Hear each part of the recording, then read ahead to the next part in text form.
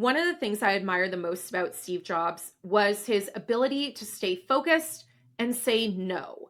Steve Jobs knew that if he had said yes to every idea that people brought to him, he and Apple would not have been great at anything. But by saying no to many ideas, opportunities, etc., it allowed him and Apple to be great at what Apple is great at.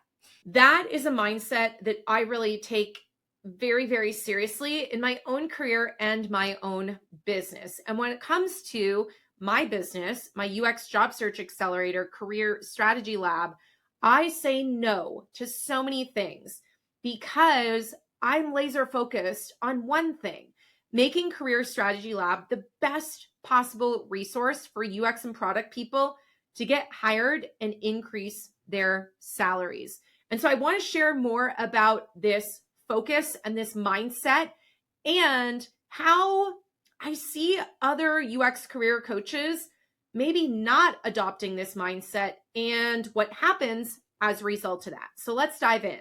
Steve Jobs, super focused and was not shy about saying no to many things. And he said no because he knew that if he said yes to everything, Apple wouldn't be great at anything. And he and the team had a vision of focusing on consumer desktop, kind of professional desktop, eventually the laptop, etc. And this is why in the late 90s, he famously cut a large percent of the company's product lines, including printers and PDAs and peripherals and all these things, because he knew that if they were trying to make a printer and a PDA and everything else, the quality of that desktop computer at the time and then the laptop would not be very good. It would be compromised because the time, the energy, the money would be spread too thin. And that focus, because Steve Jobs was not shy about saying no, that focus led to iconic breakthroughs, right? Maybe even your iPhone that you're listening to this podcast on right now, your computer, etc. But who knows if that would have happened if Steve Jobs had said yes to everything.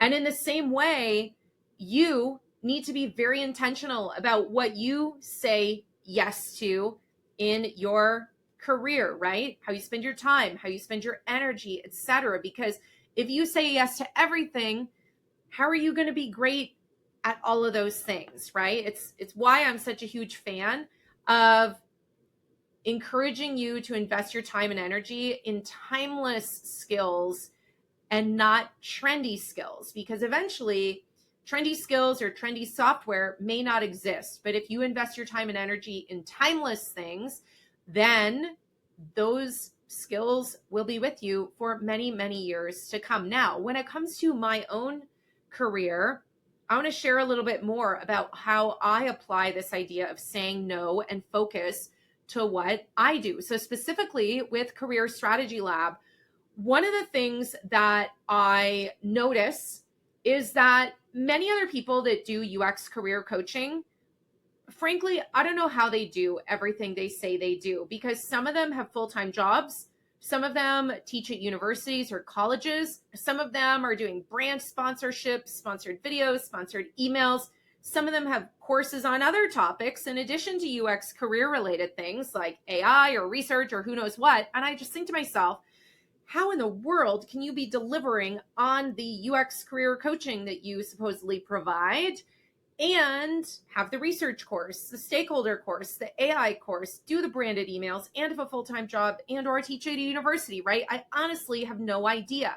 And I'm not going to call people out. That's not my style. But I will say that anecdotally, I know some of these people are not delivering, because when people join Career Strategy Lab, they fill out a little form. And one of the questions we ask them is, oh, hey, did you consider doing anyone else's UX career coaching, or did you previously do anyone else's UX career coaching or courses or whatever?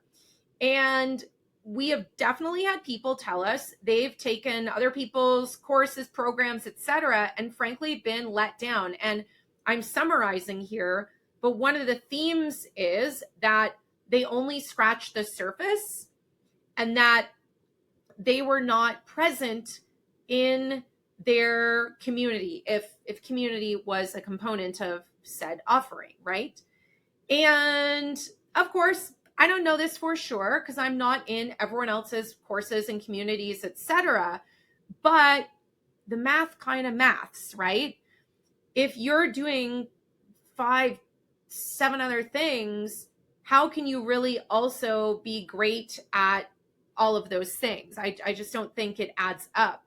And so that's why I am really intentional about what I say yes to. And I, for example, have been asked multiple times to create a UX bootcamp. Why would I do that? That is a massive amount of work. And what is the trade-off? It's going to distract me from what I do to advance my own business of my UX Job Search Accelerator Career Strategy Lab, and be present for the people who have trusted me and joined that program, right? Brand sponsorships. I get brand sponsorship opportunities all the time, but I know that those brand sponsorship videos don't take like 30 minutes. It's days or weeks and back and forth and email and phone calls and all this stuff. And I just think, that sounds like a nightmare. I would rather spend my time or energy investing in my own business and redesigning parts of the experience inside Career Strategy Lab than making some little sponsored video for like $500 or $5,000, right? Because everything I say yes to, it means I'm saying no to other things.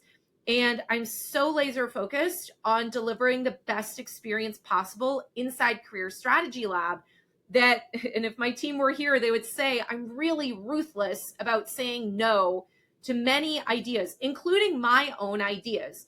I might have an idea on a Monday and I think we're going to roll with it. And then by Friday, I realize, wait a second, this does not pass the Steve Jobs test, right? I know that it's an interesting idea, but if I zoom out and look at the big picture, I realize, no, that idea means we're not going to do these 3 other things over here. An important lesson here around this idea of focus is being comfortable not being everything to everyone.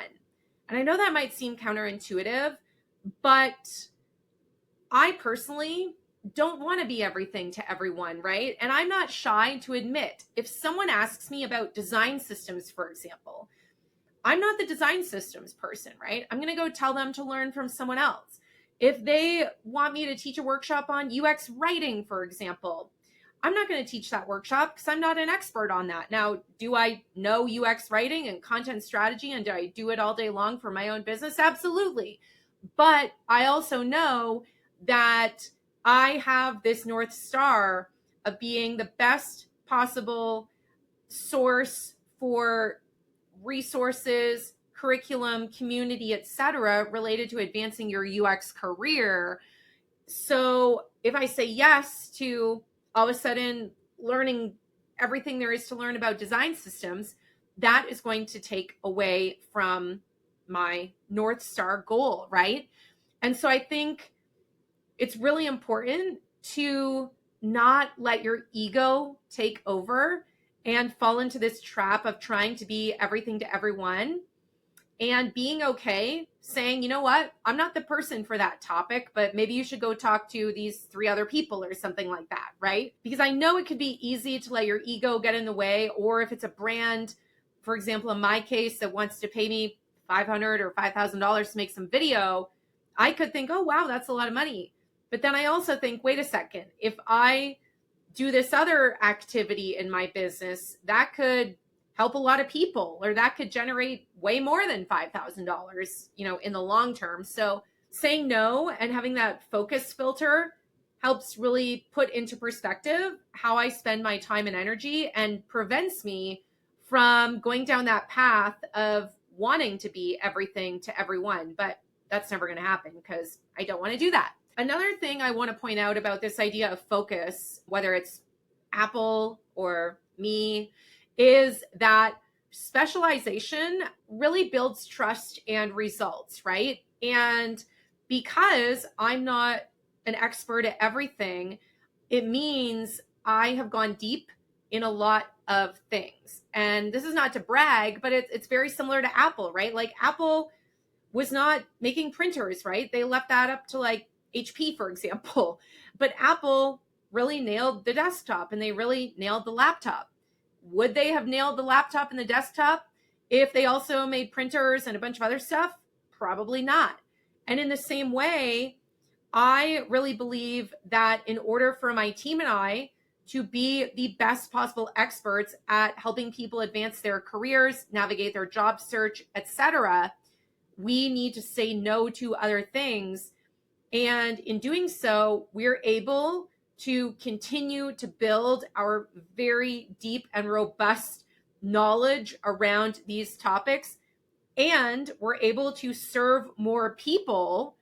And as a result, we're able to see what works, what doesn't work, etc., right? But we can't do that if we're also trying to teach a course about design systems and UX writing and make a UX bootcamp and make videos for everyone that wants to sponsor videos with us, right?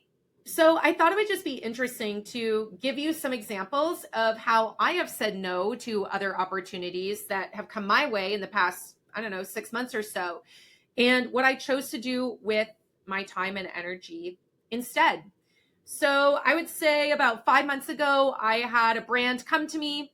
You've all heard of the brand, and they wanted to do a partnership together, and they weren't really sure what they wanted. And so I thought, I'll entertain this idea.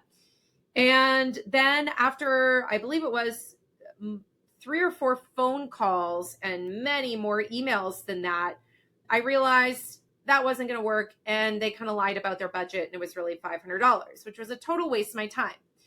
So when I said no to that, what did I do instead?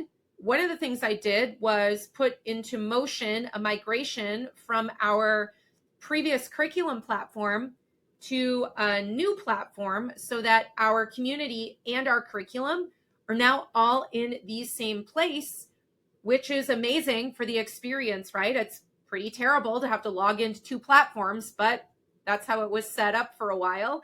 Now everything is in one place though. But I would not have been able to have everything all in one place now if I'd also been making these little videos for this brand, right? It would have delayed the launch and migration of our curriculum from this old platform to now the new platform where the curriculum and the community all live together. I want to just kind of go down this path a little further because I think this example also highlights like the domino effect of progress and saying no. And so let's keep rolling with this idea. So because I said yes to these brand partnerships a couple of months ago, we migrated the curriculum, got it into the same platform as the community. But guess what that unlocked? That unlocked our ability to, how shall we say this, launch, I guess, some new AI tools inside the Career Strategy Lab experience because the curriculum was now inside this platform and we're now able to deploy these AI tools. So as an example, so we're not being abstract, like if you're in Career Strategy Lab and you can't remember where a lesson is, you can just go to the AI tool. We call it Sage, like Sage Advice. And you can just go to Sage and be like, where's that lesson where Sarah had the templates and scripts for how to cold DM or message hiring managers? And then Sage is like, oh, here it is, right? Or, hey, Sage, like I'm a UX researcher with 10 years of experience in Seattle. Are there any other people in Career Strategy Lab with a similar background to me? And then Sage is like, oh yeah, here's 5 people who've worked in UX research from Seattle with at least 5 years of experience. Great. But we could not do that with the prior setup of the curriculum being in this other platform. Now, let's continue with the domino effect of saying no. So because we said no to the sponsorships, we got everything in one place, we launch these AI tools now, and now what's going to happen? The AI tool Sage has been only live for like 2 weeks, but already we're hearing from people, I'm able to move faster because I can find things more quickly. I'm able to find other members similar to me and spark relationships with them. And I'm able to get feedback at 11 o'clock at night when I know the Career Strategy Lab team isn't available, but I sure as anything can ask Sage, hey, Sage, here are 3 bullet points from my resume. What could I do to improve them, right? Or here's some text from my portfolio. How can I make it 10% better? That is the power of saying no. But those 3 things would not be able to have happened if I was off making workshops and courses about AI and creating a boot camp and teaching about user research and stakeholder management and writing a book and a million other things, right? So I thought that example would be helpful for you to get a glimpse of how I say no and remain focused, because when I say no, I think about, okay, if I say no to this, that's going to unlock this and the next thing and the next thing and the next thing. And it allows me to not get distracted by, and maybe you've heard this phrase, but by the idea of shiny objects, right? Because sure, if some company wants me to create a UX bootcamp and pay me money, that could be a shiny object. The brand that wants me to make some videos for $5,000, that could be a shiny object. But when I stop and think about what are my long-term goals and what am I not going to do if I say yes to this other thing, that helps the no be a lot easier to say. And side note, no is a complete sentence. You don't have to tell people why. You can just say, no, I'm not interested. I actually have a saved reply in my email so that when I receive inquiries to do partnerships or content or whatever, I just type a few little letters, shortcuts, and it essentially says, thanks for considering me for this opportunity. I'm not interested, period. And that's it, right? So just remember, you don't need to justify or explain in, great detail why you are saying no to some things. No is no. Very simple, right? All right. So Steve Jobs, power of focus, saying no. What are you saying yes to if you say no to things? Or what are you not doing because you say yes to other things, right? I want you to think about, number 1, where in your career do you need to say no? In other words, where in your career do you maybe need to narrow your focus? Are you trying to be everything to everyone? Are you trying to learn every single skill and software and trendy new thing that LinkedIn Design Land tells you you need to learn, right?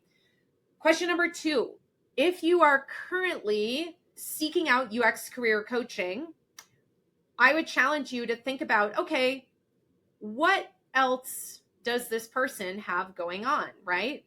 Are they also doing brand partnerships and doing sponsored videos and sponsored emails and doing AI courses and speaking at conferences and making courses on other topics? What might that mean for their level and depth of knowledge when it comes to getting hired in UX? And what does that mean in terms of the amount of time that they might have to give you? I don't know, but something to think about. All right.